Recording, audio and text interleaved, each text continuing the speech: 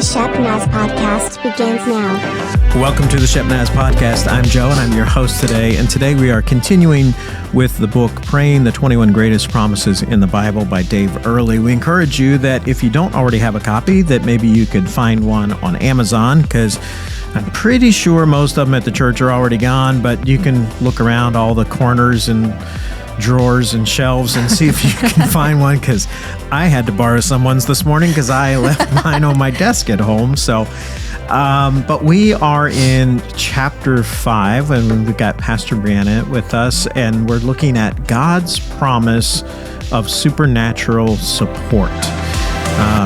So maybe not, at least by title, a promise that we've talked about before. Yeah. I don't know. I was kind of thinking about like aliens and like we're getting supernatural support.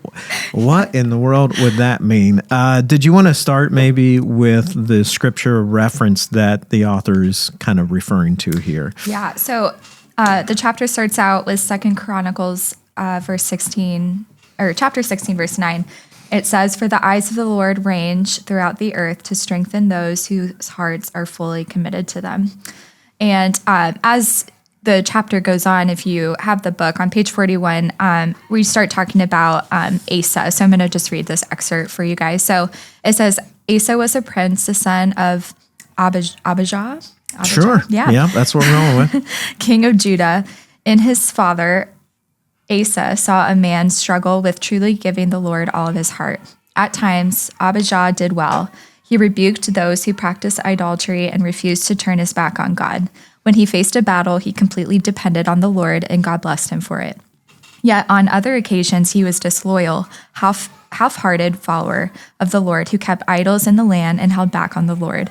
Eventually, God withheld his support, and Abijah's reign was filled with war. In a sense, he was one man with two hearts, and most of us can identify.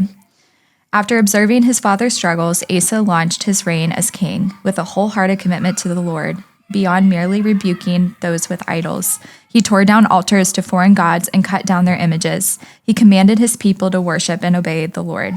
When the huge Ethiopian army came to invade his land, Asa turned his problem into prayer. God liked what he saw in Asa's heart and supported him with a glorious, miraculous triumph. The Lord promised to continue his supernatural support of Asa as long as Asa maintained his wholehearted devotion to the Lord.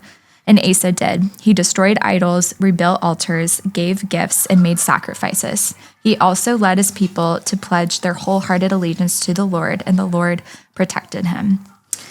So, as I kind of reflect on this passage, I think about how a lot of us kind of just can relate to maybe Abijah, where at one point in our lives, maybe we've been like one foot in the door, 1 foot out, where we're kind of like, I love you, God, but then we still hold on to Excuse me. different idols and stuff like that.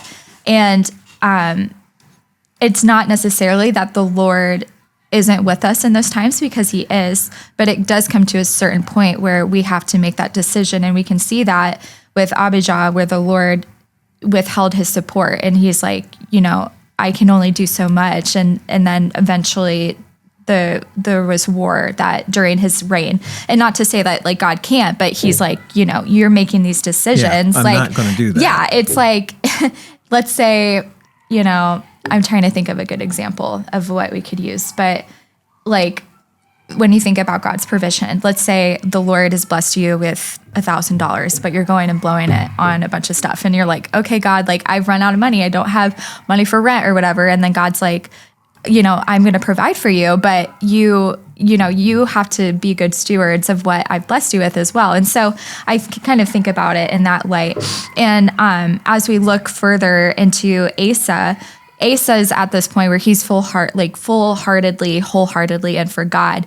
And God is promising, like, as long as you're reigning, I will supernaturally support you. And we see that he allowed them to have this miraculous triumph with the Ethiopian army. And it's this promise that we have from the Lord as well in our own lives, that he will support us supernaturally and strengthen us. But we do have to just be all in and wholeheartedly in for him. Well, and I know that it just seems like there's a great contrast between the father's life and the son's life here, where the father, as you said, was double-minded and kind of stepping in. Sometimes I'm following God, sometimes I'm not. And I'm sure that there's a lot of people even listening today that could be like, yeah, I can relate to that. And we've all been there from time to time. One of the things I feel was really interesting that stuck out to me about the father's life is that God was on the ready at all times of like, if you're devoted to me, if you're following me, it says God blessed him. If you're looking in 2 Chronicles 13, 6 through 18, like during those times when he would acknowledge God and he would follow God, that God would bless him. But then when he would step away and wouldn't follow, as you said, God says, I can't bless that because you're not following. Yeah.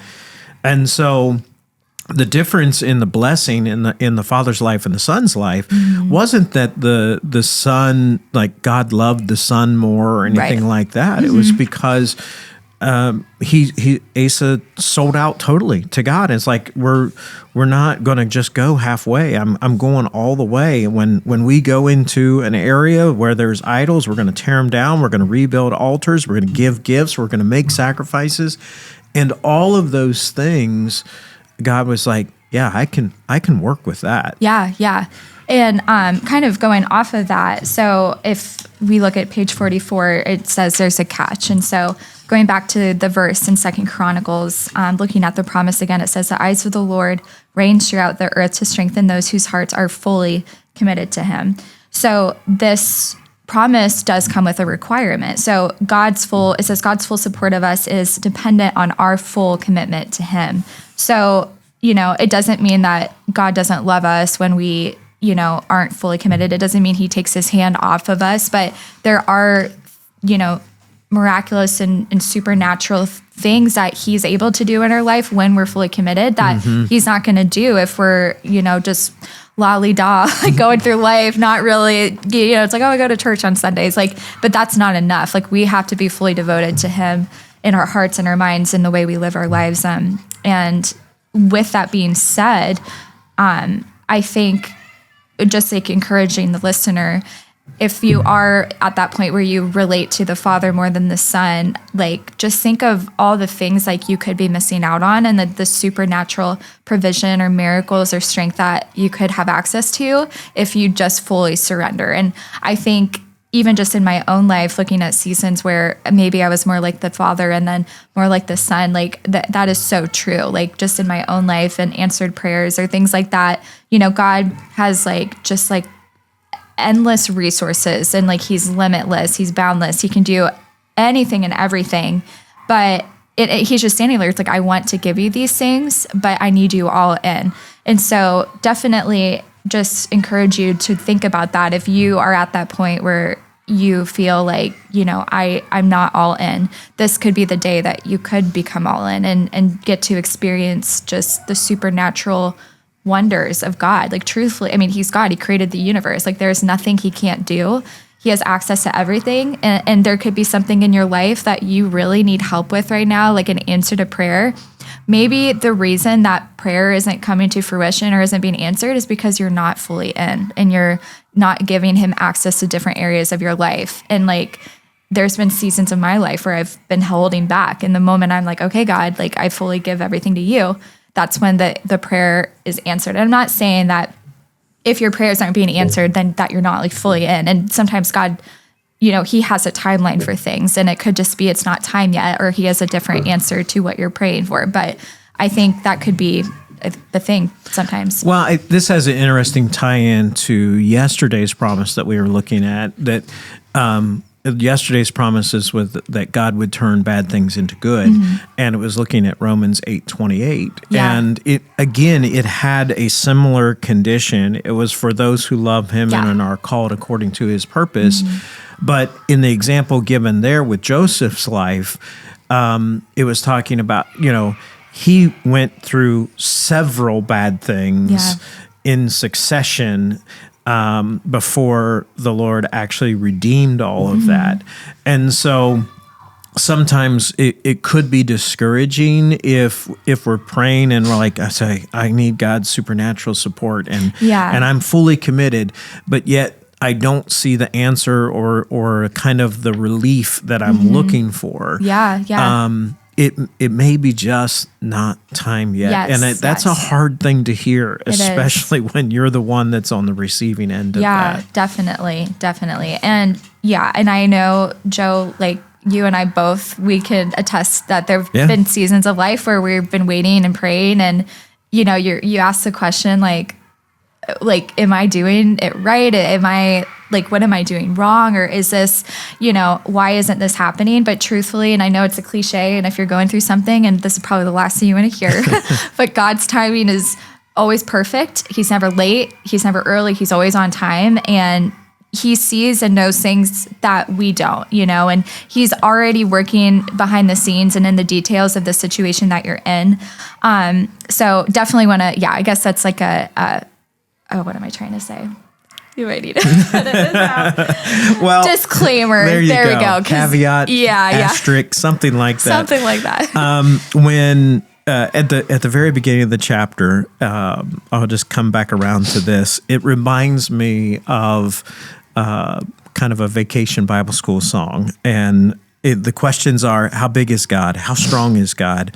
And how do you get God to show his might on your behalf? And all I can think of is the kid's song, my God is so big, so strong, and so mighty, there's nothing my God cannot do. Yeah. And really, it's coming from this imagery of where God can help you in supernatural ways. I love the imagery in Chronicles where it's like he's looking. He's actually, the eyes of the Lord range. So they're just scouring the earth for those that are committed to him and like, how can I help these people? So many times when we come to the Lord, I think that maybe we have the false impression that we got to convince him to want to help us. And if you're in that spot today where you're going through something, you might be praying and thinking, how do I convince God to help me? And this promise is showing us that he is constantly searching and looking for those people that are fully committed to him, and he wants to help you. So you have to trust in that when you're in that situation, that he wants to help you, and that the way that you're going through right now is truly the best way, even though it may not feel like it. And in this silence, I think too, like of thinking of just when you're waiting, I guess that now this is turning into waiting on God, but it's all connected. I would kind of think like, oh, God is upset with me, or God, like kind of going back to like, you have to convince, or like because it's not being answered, like he's displeased with me. And, that's not true. And we can look back at this verse where it's, he's fully in action. He's never just sitting back on a throne and you're like, God, like, please, like, have pity on me, like, but he's actively, like Joe said, he's searching.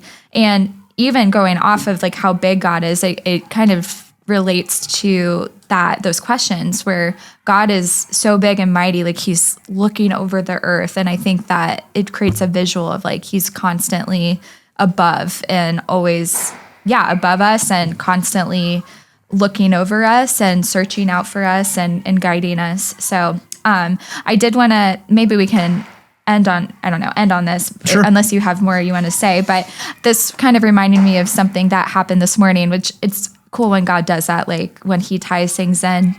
But I was praying, and specifically I was praying for somebody I know that isn't saved. And I was praying for them, and I'm like, God, if you could help them. And then I pause for a moment. I'm like, if you could, God, no. I'm like, wait a minute. I know you can. And I'm like backtracking, but I'm like, like it's not if, it's like, it's when, and like will, and when you do. And so I want to encourage the listeners out there, if you are thinking like, oh, if God could do this, it's not a matter of if, it's, it's when he will do this, because he is more than able, that song we sing on Sundays, he's more than able to do exceedingly more than we could ever ask or imagine. And, hopefully this is encouraging for you today as you listen, but even as we continue in the 21 days, especially praying these promises, going, into the throne room, approaching the Lord with a confidence that He is more than able to answer all these prayers, and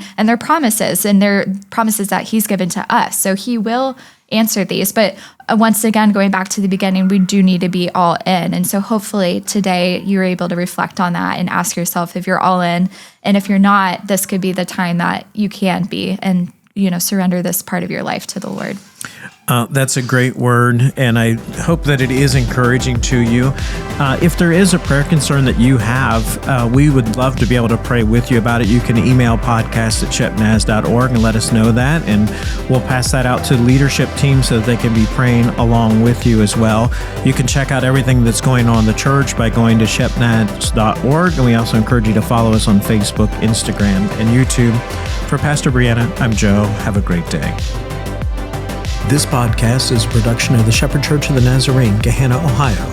Email to podcast@shepnaz.org and let us know what you think.